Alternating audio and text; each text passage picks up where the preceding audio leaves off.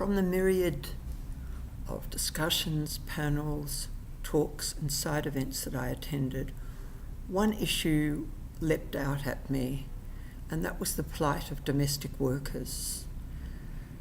As one speaker said, with more than a little irony, there is something kind of challenging or even appalling that thousands of women leave their children with their relatives and cross the seas to mind other people's children in other parts of the world.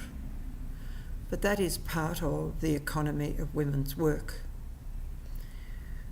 But when I attended some of the talks and discussions, I was outraged, I think it would be true to say, about the plight of so many domestic workers. Many, many countries have no legislation covering domestic work.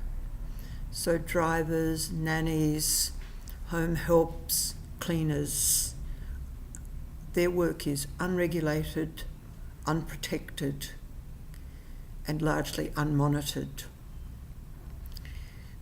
I was struck by the story of one young Indonesian woman, Erwina, who went to work for a family in Hong Kong. She was beaten so badly her front teeth were broken. She was starved and unpaid.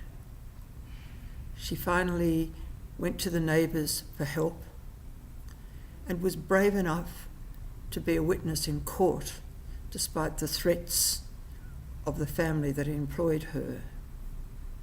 Erwina's story is only one of hundreds of stories of abused and exploited women all over the world working in domestic work. But the situation is improving.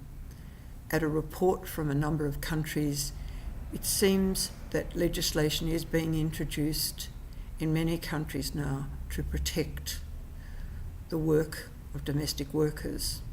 But the issue is still, how well is it monitored, and what kind of education are we doing about valuing women's work, about seeing it as the essential support for families and societies across the globe.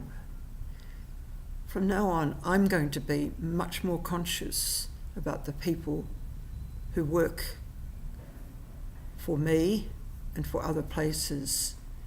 And I suppose the last thing I'd want to say at the end of this video is, do you know how much your cleaner, your gardener should be paid? Do you know how much he or she or they are paid? Do you know whether your country protects the rights of domestic workers? Because unless we're proactive, nothing will happen for them, and they will continue to be the slaves of the 21st century.